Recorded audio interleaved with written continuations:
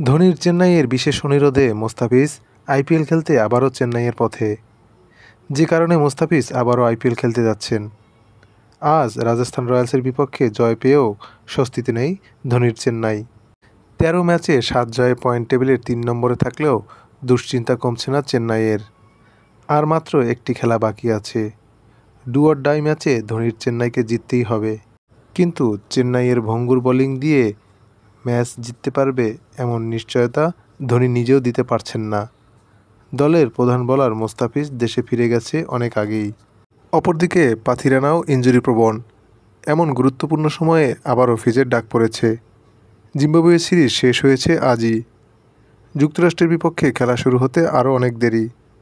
এই সুযোগে ধোনির চেন্নাই ফিজের জন্য বিসিবির কাছে করেছে অনুরোধ।